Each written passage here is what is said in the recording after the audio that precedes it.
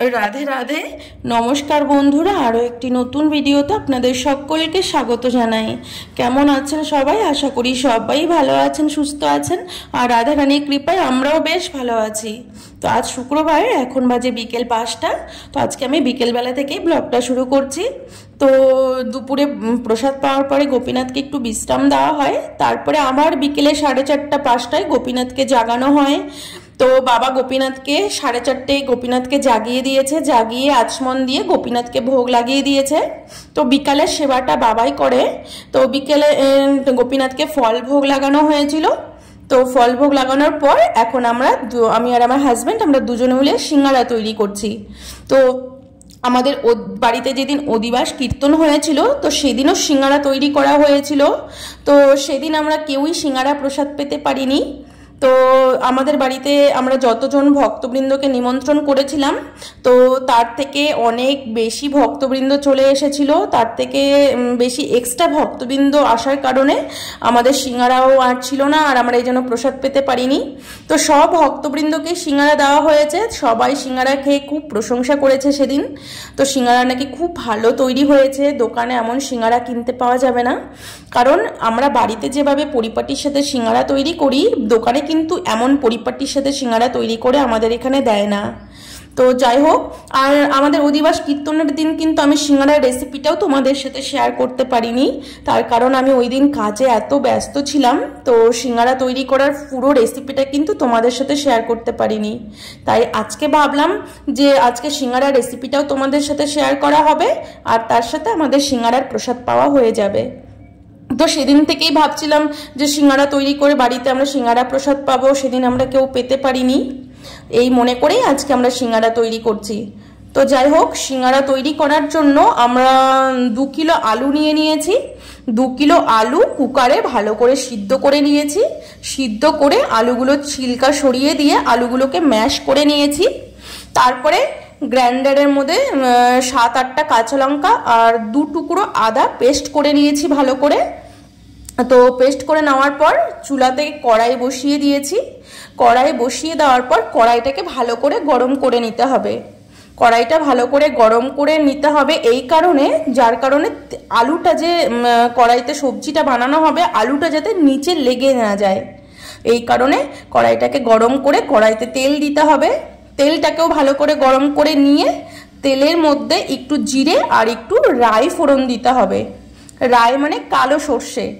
তো আমাদের ব্রজধামে যে রাইটা পাওয়া যায় একদম ছোট ছোট, বাংলায় যে সর্ষে পাওয়া যায় একটু বড় দানার সর্ষে হয়, আর আমাদের বৃন্দাবনে না সর্ষে একদম ছোট ছোট দানার সর্ষে, তো সেটাকে আমরা রাই বলি এখানে।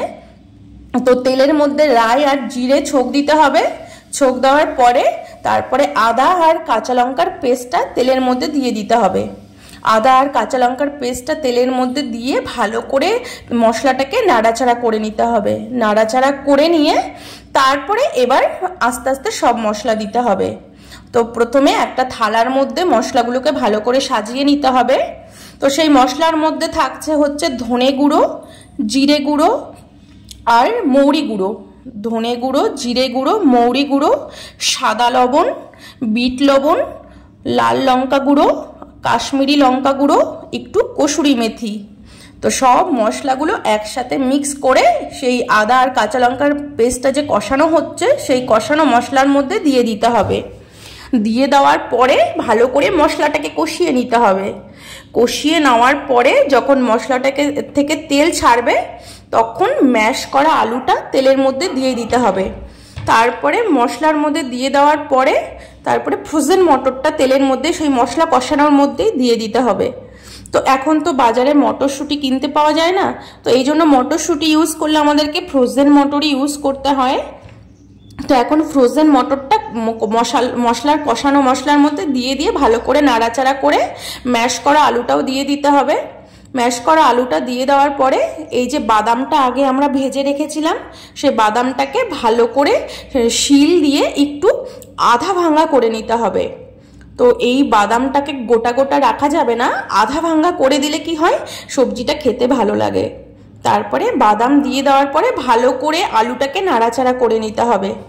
আলুটাকে নাড়াচাড়া করতে করতে একদম আলুটার মধ্যে যেন একটুও জল না থাকে, মশলাটার মধ্যে তো জল থাকাই হবে না, আর এই আলুটার মধ্যেও যেন একটুও জল না থাকে, একদম শুকনো শুকনো একটা আলুর পিট্টি তৈরি করে নিতে হবে। তো যেটাকে আলুর সবজি আমরা বলি, তো ব্রজধামে এই আলুর সবজিটাকে আলুর পিট্টি বলে। তো এরকম একটা পারফেক্ট পিট্টি তৈরি করে নিতে হবে। এবার ওর মধ্যে যে পনির রাখা ছিল সেই কাঁচা পনির কেটে টুকরো টুকরো করে দিয়ে দিতে হবে। তো যাই হোক, আমাদের পুরো মশলার পিট্টিটা তৈরি করা হয়ে গেল। এবার এই মশলাটাকে পুরো ঠান্ডা করতে হবে, কারণ সিঙ্গারা পারফেক্ট সিঙ্গারা তৈরি করতে গেলে এই আলুর সবজিটা কিন্তু ঠান্ডা করার পরেই সিঙ্গারার ভিতরে ভরতে হবে, নইলে কিন্তু সিঙ্গারা খাস্তা হবে না যদি গরম সবজি ভরা হয়।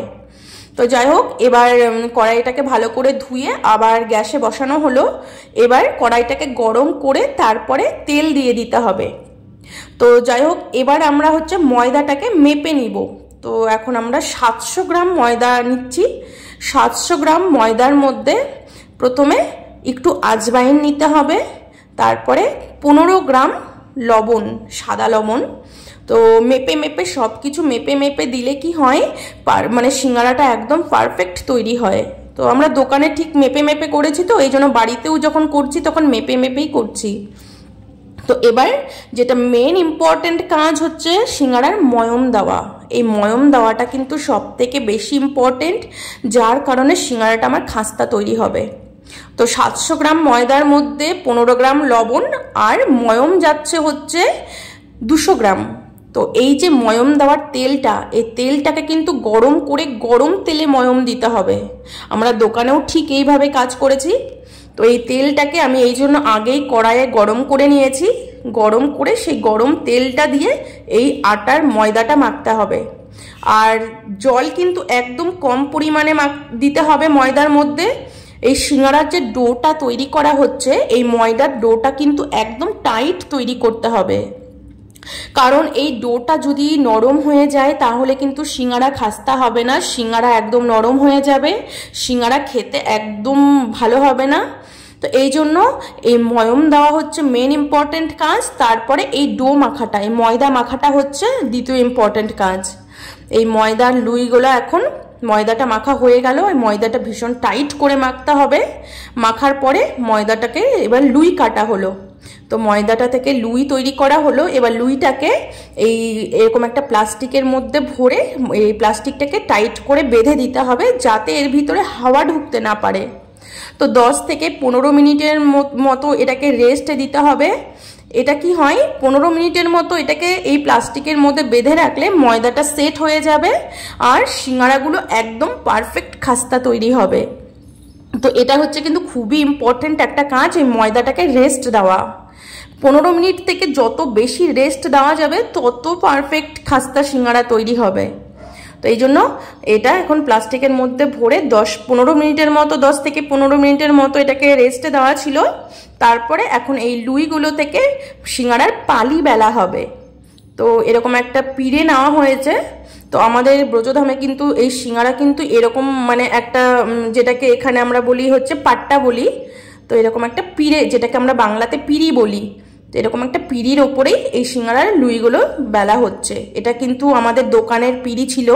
আমাদের দোকানে এই পিড়ির ওপরেই সিঙ্গারার পালি বেলা হতো, এই পিড়ির ওপরেই সব কাজ করা হতো। তো আমাদের দোকানটা চলে যাওয়ার পর দোকানের সমস্ত জিনিস আছে, এই জন্য আমাদের কোনো কিছু তৈরি করতে গেলে আর কোনো কিছু অসুবিধে হয় না। তো এখন এই লুইগুলো থেকে এরকম করে পালি তৈরি করা হবে। আর এই পালি তৈরি করার যেটা মেন ইম্পর্টেন্ট কাজ, যে পালির ধারগুলো, এই ময়দাটা যে এই লুইটা যে বেলা হচ্ছে এর ধারগুলো কিন্তু একদম পাতলা করতে হবে। মাঝখানে একটু মোটা হলেও কোনো অসুবিধে নেই, কিন্তু এর ধারগুলো কিন্তু পাতলা করে বেলতে হবে। এই বেলাটার মধ্যে হচ্ছে মেন কাজ। এই ধারগুলো যত পাতলা করে বেলা হবে সিঙ্গারা মুড়তে কিন্তু খুব ভালো হবে। তো যাই হোক, পালি বেলা হয়ে গেল। এখন এই সিঙ্গারার ভিতরে সবজি ভরতে হবে। এই আলুর পিট্টি করে রাখা আছে, এই আলুর পিট্টিগুলো এবার ভরতে হবে। তো এবার সিঙ্গারাটা কি করে মুড়তে হবে দেখো। সিঙ্গারাটার পালিটাকে, একটা পালি থেকে দুটো করে 2 পিস করে সিঙ্গারা তৈরি হবে। তো পালি বেলার পর মাঝখান দিয়ে পালিটাকে কেটে দিতে হবে। কাটার পর 2টো পিস তৈরি হবে। তো তার মধ্যে একটা পালি নিয়ে এইভাবে জল লাগিয়ে নিতে হবে। তো যেভাবে আমি দেখিয়ে দিচ্ছি ঠিক এইভাবেই এটাকে মুড়তে হবে। আর এই জলটা কিন্তু অবশ্যই এই ধার দিয়ে লাগিয়ে দিতে হবে। এই জলটা লাগিয়ে দিয়ে তবেই জয়েন্ট করতে হবে, কারণ এই জলটা না লাগালে কিন্তু ভালো করে জয়েন্ট হবে না। তো এই সিঙ্গারাটাকে যখন তেলে ছাড়া হবে, তো এই তেলে ছাড়ার পর সিঙ্গারাটা কিন্তু খুলে যেতে পারে। এই জন্য জল দিয়ে দিলে কি হয়, এটা একদম জয়েন্ট হয়ে যাবে, এটা আর খুলবে না। তেলে ছেড়ে দিলেও এটা আর খোলার ভয় থাকে না।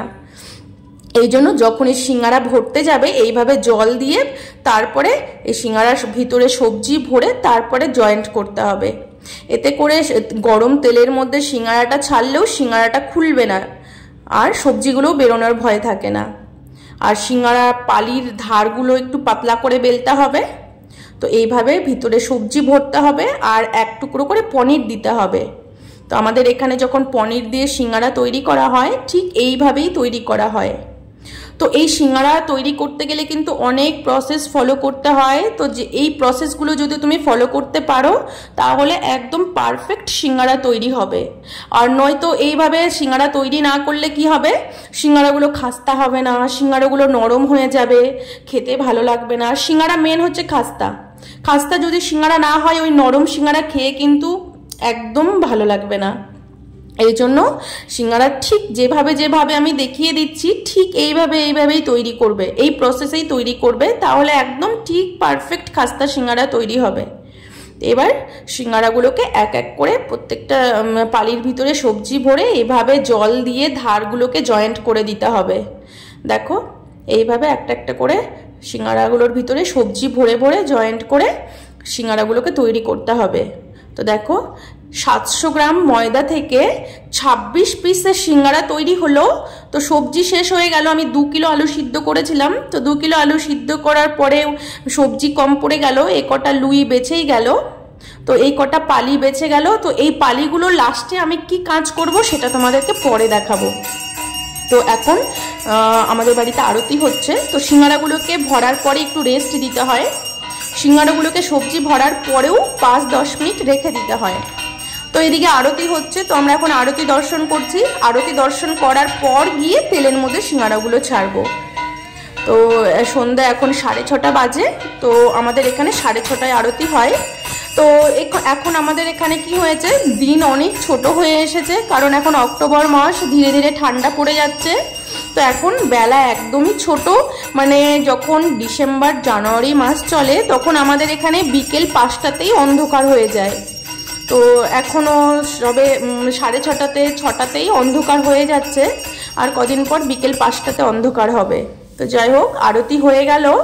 তো আরতির পরে আমরা এখন তুলসী পরিক্রমা করব। তো তার আগে তেলটা গরম হয়েছে কিনা, আর মেন যেটা কাজ, তেলটা কিন্তু বেশি গরম করা যাবে না, হালকা গরম করতে হবে।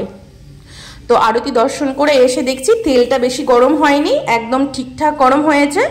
এখন একটা একটা করে সিঙ্গারাগুলো ছেড়ে দিব। তো 26 পিস সিঙ্গারা তো একবারে আর ছেড়ে দিতে পারবো না, তার জন্য 13টা করে সিঙ্গারা ছাড়বো।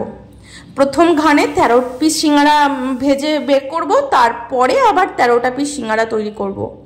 তো তেলটা একদম ঠিকঠাক গরম হয়েছে। তেল কিন্তু বেশি গরম করে সিঙ্গারা ছাড়া যাবে না, তার কারণ তেল যদি বেশি গরম হয় তাহলে কিন্তু সিঙ্গারাগুলো উপরে উপরে লাল হয়ে যাবে আর ভিতরে কাঁচা থেকে যাবে। সিঙ্গারাগুলো কিন্তু খাস্তাও হবে না আর খেতেও ভালো লাগবে না। এই জন্য এই গ্যাসের ফ্লেম কিন্তু একদম লো থাকবে, আর তেল কিন্তু বেশি গরম করে সিঙ্গারাগুলো ছাড়া যাবে না। এইগুলো কথা কিন্তু মাথায় রাখতে হবে, তবেই কিন্তু গিয়ে একটা ভালো খাস্তা সিঙ্গারা তৈরি হবে। তো এই সিঙ্গারা কিন্তু অনেকেই চেষ্টা করে কিন্তু পারফেক্টভাবে তৈরি করতে পারে না। তো আমাদের এখানে রাধাকুণ্ডে আমরা যখন সিঙ্গারা কিনতে যাই, এখানে সিঙ্গারা কি হয়, আমরা যেভাবে বাড়িতে পরিপাটি করে বাদাম মটর পনির দিয়ে সিঙ্গারা তৈরি করি, তো আমাদের রাধাকুণ্ডের কোনো দোকানেই কিন্তু এইভাবে পরিপাটি করে সিঙ্গারা বিক্রি করা হয় না। মানে কোনো রকম শুধু আলুটা সিদ্ধ করে সেই আলুটাকে ম্যাশ করে ভিতরে ভরে দেয়, আর এক পিস সিঙ্গারার দাম এখানে 15 টাকা। তো তোমরা ভেবেছো যে 15 টাকা পিস এক পিস সিঙ্গারা? হ্যাঁ, আমাদের রাধাকুণ্ডে 15 টাকা পিস সিঙ্গারা। আর গোবর্ধনে একটা দোকান আছে বড়, সেই দোকানে এক পিস সিঙ্গারা 30 টাকা, মানে একদম দেশি ঘিয়ে ভাজা, আর ময়মটাও দেওয়া হয় দেশি ঘিয়ে। আর সেই এক পিস সিঙ্গারা কিনতে গেলে 30 টাকা। তো তার সাথে চাটনি থাকে, এখানে সিঙ্গারা কিন্তু ঝাল চাটনি মিষ্টি চাটনি দিয়ে খাওয়া হয়। তো এই জন্য আমাদের এখানে সবথেকে বেশি সিঙ্গারার দাম, আর খেতেও ভালো না। মানে আমরা বাড়িতে যেভাবে পারফেক্টভাবে পরিপাটি করে সিঙ্গারা তৈরি করি, এখানে দোকানে কিন্তু এইভাবে সিঙ্গারা তৈরি করতে পারে না। আর ব্রজবাসীরা আমাদের বাঙালিদের মতো সিঙ্গারা সবজিটাও তৈরি করতে পারে না। তো যাই হোক, এখন সিঙ্গারাগুলোকে ছাড়া হয়েছে, সিঙ্গারাগুলোকে মানে লো ফ্লেমে এখন হচ্ছে। এদিকে আমরা তুলসী পরিক্রমা করে নিলাম। সন্ধ্যেবেলা আরতি হওয়ার পরে তুলসী পরিক্রমা হয়, তো আমরা সিঙ্গারাগুলো ছেড়ে দিয়ে এসে একটু পরিক্রমা করে তারপরে গিয়ে আবার সিঙ্গারাগুলো দেখব।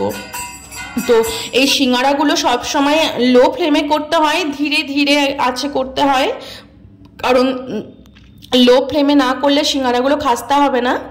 এবার সিঙ্গারাগুলোকে উল্টে দেওয়া হচ্ছে, 5 মিনিট পর পর সিঙ্গারাগুলোকে উল্টে দেওয়া হবে, না হলে এই সিঙ্গারাগুলোর একদিকে ভাজা হবে আর অন্য পিঠে ভাজা হবে না। এই জন্য 5 মিনিট ধরে ধরে এক পিঠ করে 5 মিনিট করে ভাজা হচ্ছে, আবার 5 মিনিট করে সিঙ্গারাগুলোকে উল্টে দেওয়া হচ্ছে। তাহলে কি হয়, সিঙ্গারাটা দুদিকেই ভালো করে ভাজা হবে। আর গ্যাসের ফ্লেম কিন্তু এখনও লো আছে, কারণ লো না থাকলে সিঙ্গারা খাস্তাই হবে না, নরম হয়ে যাবে। তো ঠিক আমি যেভাবে বলছি সেইভাবে যদি তোমরা সিঙ্গারা তৈরি করো, তাহলে দেখবে একদম দোকানের মতো, মিষ্টির দোকানে যেভাবে খাস্তা সিঙ্গারা হয় ঠিক এইভাবেই সিঙ্গারা তৈরি হবে। তো দেখো, এখন সিঙ্গারাগুলো ভাজা হয়ে গেল, এখন নামিয়ে নিতে হবে। আর এই সিঙ্গারা নামানোর সময় কিন্তু গ্যাসটাকে একটু হাই করে দিতে হবে, কারণ সিঙ্গারা তো দুদিকেই ভালো করে ভাজা হয়ে গেল। এখন গ্যাসটাকে হাই করে দিতে হবে, যাতে সিঙ্গারার বাইরেটা ওপরটা একটু লাল হয় ভালো করে। আবার বেশি লাল করলেও ভালো লাগবে না খেতে, এরকম হালকা লালই ঠিক আছে। সিঙ্গারাগুলো একদম ভিতর থেকেও ভালো করে ভাজা হয়েছে আর বাইরে থেকেও ভালো করে ভাজা হয়েছে। তো এবার সিঙ্গারাগুলোকে নামিয়ে নেওয়ার পর ভোগ লাগানো হবে। তো 13 পিস সিঙ্গারা আগে ভাজা হলো, এবার আরও 13 পিস যে সিঙ্গারা মোড়া আছে সেটা ভাজা হবে। তো এবার তেলটা এখন অনেকটা গরম আছে, তেলটাকে এবার ঠান্ডা করে নিতে হবে, কারণ গরম তেলে সিঙ্গারা ছাড়া হবে না। এই জন্য আমি গ্যাসটাকে আবার বন্ধ করে দিয়েছি, বন্ধ করে তেলটাকে একটু ঠান্ডা করে নিতে হবে। তো দেখো, এখনো 13 পিস সিঙ্গারা পড়ে আছে, এটাকে এবার ভাজা হবে। তেলটা আগে ঠান্ডা করে নিচ্ছি, আমি গ্যাস বন্ধ করে দিয়েছি। তো এখন বাবা এই সিঙ্গারা ভোগ লাগাবে। তো সিঙ্গারাগুলো একটু ঠান্ডা হচ্ছে, ঠান্ডা করার পর তারপরে গোপীনাথকে ভোগ লাগিয়ে তারপরে আমরা প্রসাদ পাবো। তো আমি অনেক দিন থেকেই ভাবছি যে সিঙ্গারা প্রসাদ পাবো, সেদিন নাকি খুব ভালো হয়েছিল সিঙ্গারাগুলো, তো সেদিন তো আমরা খেতে পারিনি। তো আজকেই ভাবলাম যে আজকেই সিঙ্গারা তৈরি করব, তোমাদের সাথে রেসিপিটাও শেয়ার করা হবে। তো দেখো, আবার 13 পিস সিঙ্গারা ছেড়ে দিয়েছি। তো এখন এগুলোকে উল্টে পাল্টে ভালো করে ভাজা হবে। তো এটা এখন আস্তে আস্তে হতে থাক, ওদিকে বাবা ভোগ লাগাচ্ছে। ভোগ লাগানোর পরে আমরা সিঙ্গারা আর তার সাথে টমেটো কেচাপ দেওয়া আছে। তো এর সাথে না একটা চাটনি যায়, যেটা আমরা দোকানে বিক্রি করতাম। এখানে ব্রজধামে সিঙ্গারার সাথে কিন্তু ঝাল চাটনি, টক চাটনি আর মিষ্টি চাটনি, এই 3 রকম চাটনি কিন্তু অবশ্যই দেওয়া হয়। তো বাংলাতেও আমরা সিঙ্গারা খেয়েছি, কিন্তু বাংলাতে সিঙ্গারার সাথে কিন্তু কোনো রকম চাটনি দেয় না, যেটা ব্রজধামে দেয়। তো এই চাটনিটা এখানকার ব্রজবাসীরা কিভাবে সিঙ্গারা খায় জানো? এই টক চাটনি, ঝাল চাটনি আর এই মিষ্টি চাটনিটাকে দিয়ে সিঙ্গারাটাকে মেখে তারপরে ওরা সিঙ্গারা খায়। তো তোমরা ওদের খাওয়া দেখলে অবাক হয়ে যাবে। আমাদের বাঙালিদের সাথে কিন্তু ব্রজবাসীদের খাওয়ার কোনো ম্যাচ করে না, ওরা সম্পূর্ণ আলাদাভাবে খাবার খায়, যেটা আমরা কোনোদিনই খেতে পারবো না। তো দেখো, সিঙ্গারা ভোগ লাগিয়ে দিয়েছে, এবার সিঙ্গারা প্রসাদ পাওয়া হচ্ছে। তো সেই চাটনিটা আর তৈরি করতে পারিনি, কারণ সেই চাটনিটা তৈরি করতে অনেকটা সময় দরকার হয়। তো এই চাটনিটা করে একদিন তোমাদেরকে দেখাবো, এই সিঙ্গারার সাথে বৃন্দাবন ধামে কেমন চাটনি দেওয়া হয়। তো টমেটো কেচাপ ছিল, তো সেই টমেটো কেচাপটার সাথেই সিঙ্গারা ভোগ লাগানো হয়েছে। তো এখন দেখো, মা বাবা সবাই মিলে প্রসাদ পাচ্ছে, আর আমার ছেলেকেও মাঝখানে বসিয়ে দিয়েছে প্রসাদ পেতে। যদিও ও একা একা খেতে পারে না, ওকে যদি খাইয়ে দেওয়া হয় তবে হয়তো 2-1 বার মুখে দেবে, তো তারপরে ও আর মুখে দেবে না। আমার ছেলে কিরকম জানো, ওর মুখে যেটা টেস্ট লাগবে সেটা ও খাবে, আর ওর মুখে যেটা ভালো লাগবে না তো সেটা ওকে কেউ খাওয়াতে পারবে না। 2-1 বার মুখে দিয়ে দেখবে, যদি ভালো লাগে তো খাবে, নয়তো মুখ থেকে ফেলে দেবে। ও খাওয়া নিয়ে ভীষণ ঝামেলা করে, মানে কি বলবো, ওকে নিয়ে খাওয়া নিয়ে আমাকে খুব পরেশানি হতে হয়। মানে সহজে কোনো কিছু খেতে চায় না, মুখে যদি ভালো লাগে খাবে, নয়তো খাবে না। তো এই জন্য ওকে নিয়ে, এই জন্য ওর মানে ওর যে শরীরের গঠনটা মানে একদমই, সবাই বলছে এখানে অনেক রোগা হয়ে গেছে। তো যখন ছোট ছিল তখন একটু ভালো স্বাস্থ্য সুস্থ ছিল, এখন যত বড় হচ্ছে তত খাওয়া নিয়ে ঝামেলা করছে, তত শরীরটা শুকিয়ে যাচ্ছে। তো মানে কোনো কিছু বাদ রাখি না ওকে খাওয়াতে, মানে ও যা খেতে ভালোবাসে, কিন্তু তারপরেও খাওয়া নিয়ে ঝামেলা। তো যাই হোক, ওর বাবা ওকে তুলে তুলে খাইয়ে দিচ্ছে। তো এক দুবার মুখে দেবে, নিজে নিজে তো আর খেতে পারে না, এই জন্য ওর বাবাই ওকে খাইয়ে দেয়। তো ওর খাবে না, ভাল লাগলো না, ওর বাবা খাইয়ে দিতে নিল, আর খাওয়া আর হলো না, ও আর মুখে নেবে না, মানে সিঙ্গারাগুলো ওর ভালো লাগেনি। তো যাই হোক, মা বাবা প্রসাদ পাচ্ছে, এবার বলছে সিঙ্গারাগুলো আজকেও খুব সুন্দর হয়েছে। তো যাই হোক, 13টা সিঙ্গারা ভাজা হয়ে গেল, সব ভাজা কমপ্লিট। তো এখন 26টা সিঙ্গারার মধ্যে 13টা ভোগ লাগানো হয়েছে, আরও 13টা সিঙ্গারা আছে। তো আমাদের বাড়ির পাশে কাকুর বাড়ি আছে, আমার একটা বোনের বাড়ি আছে, তাদের বাড়িতেও দেওয়া হবে। তো সেদিন সিঙ্গারা খেয়ে সবার খুব ভালো লেগেছিল। তো এক পিস করে সিঙ্গারা খেয়ে কারো মন ভরেনি। তো যারা যারা আবার সিঙ্গারা খেতে চেয়েছিল তাদের বাড়িতেও আবার সিঙ্গারাগুলো দিয়ে আসবো আজকে। তো যাই হোক, তো সিঙ্গারা ভাজা কমপ্লিট। তো এখন যে পালিগুলো বেঁচেছিল, সিঙ্গারা হয়ে যাওয়ার পরেও যে একটু পালি বেঁচেছিল, সেই পালিগুলো দিয়ে এখন কি করছি সেটা দেখে নাও। তো আমাদের এখানে কাঁটা নিমকি করতে জানে না, বৃন্দাবনে কিন্তু কাঁটা নিমকি কিনতেও পাওয়া যায় না, এখানকার ব্রজবাসীরা কিন্তু কাঁটা নিমকি খেতেও জানে না। তো কি করে এখানকার ব্রজবাসীরা, তো সিঙ্গারার পালি থেকে যদি এরকম পালি বেঁচে যায়, সেই পালিগুলোকে এইভাবে লম্বা লম্বা করে কেটে নেয়। কেটে নেওয়ার পরে এগুলোকে তেলে ছাড়া হয়, তেলে ছেড়ে ভালো করে কুরকুরে করে ভাজা হয়। তো এগুলোকে এখানে মাট্রি বলা হয়। তো ব্রজবাসীরা এই মাট্রি খায়। তো আমি যে চাটনিটার কথা বললাম, খাট্টা চাটনি আর মিঠা চাটনি, ওরা এই মাট্রি দিয়ে, ওই চাটনি দিয়ে খাবে। মানে ওদের খাওয়া দেখলে তোমরা অবাক হয়ে যাবে, ওরা কি দিয়ে যে কি খায় আমি নিজেও বুঝতে পারি না। তো যাই হোক, তো এখন এই পালিগুলো দিয়ে মাট্রি তৈরি করা হলো। তো আমরা যেরকম কাটা নিমকি তৈরি করি না, ঠিক সেরকম কাটা নিমকির মতোই এগুলো হবে লম্বা লম্বা। আর যেভাবে এই মাট্রিগুলো তৈরি করা হয়, যেমনভাবে আমরা সিঙ্গারার ডো তৈরি করলাম, যেমনভাবে ময়ম দিলাম, ঠিক এইভাবেই ময়দাতে ময়ম দিতে হবে। ময়ম দেওয়ার পরে তারপরে আটার ময়দাটাকে রেস্টে দিতে হবে, রেস্টে দেওয়ার পরে এই একটা পালি তৈরি করতে হবে। ডো থেকে পালি তৈরি করার পর এইভাবে লম্বা লম্বা করে কাটতে হবে, কাটার পরে এই মাট্রিগুলোকে ভাজা হবে। আর এই মাট্রিগুলো যখন তেলের মধ্যে ছাড়া হবে না, তেলটাকে একদম হাই ফ্লেমে করে দিতে হবে, এত গরম, মানে হাই গরম করে নিতে হবে। হাই গরম হয়ে গেলে তারপরে সেই তেলের মধ্যেই মাট্রিগুলোকে ছাড়তে হবে। মাট্রিগুলো ছাড়ার পর তারপরে গ্যাসের ফ্লেমটাকে আবার লো করে দিতে হবে। তারপরে এরকম কুরকুরে এত ক্রিপসি মাট্রি তৈরি হবে। আর এই মাট্রিগুলো খেতে এত টেস্টি বন্ধুরা, তোমরা যদি বৃন্দাবন ধামে এসো তো এই মাট্রিগুলো অবশ্যই খেও, মানে এই মাট্রিগুলো খেতে খুব সুন্দর। আর এগুলো চাটনি দিয়ে খাওয়া হয়। তো কোনো একদিন তোমাদেরকে চাটনির রেসিপি শেয়ার করব, পালং শাক, কাঁচা লঙ্কা, আর তার সাথে ধনে গুঁড়ো, জিরে গুঁড়ো, খাট্টা পাউডার, মানে সাইট্রিক পাউডার যেটাকে বলে। তো যে পাউডারটা দিয়ে ছানা তৈরি করা হয়, সেই পাউডার মিশিয়ে একটা চাটনি তৈরি করা হয়। ব্রজবাসীদের ফেভারিট ফেমাস চাটনি এটা। তারপরে গুড়ের চাটনি তৈরি করা হয়, সেই চাটনি দিয়ে মাট্রিগুলোকে খায় আর সিঙ্গারাগুলোকে মেখে খায়। 2 রকম চাটনি দিয়ে সিঙ্গারাগুলোকে মেখে খাওয়া হয়। তো যাই হোক, আজকেও সিঙ্গারাগুলো খেতে ভীষণ সুন্দর হয়েছিল। তো আমাদের সিঙ্গারা ভাজা কমপ্লিট। তো আজকের মতো এখানেই শেষ করছি, আবার দেখা হবে পরের ভিডিওতে। যদি তোমাদের ভিডিওটি ভালো লেগে থাকে তাহলে প্লিজ আমার চ্যানেলটি সাবস্ক্রাইব করে আমার পাশে থাকবেন। রাধে রাধে।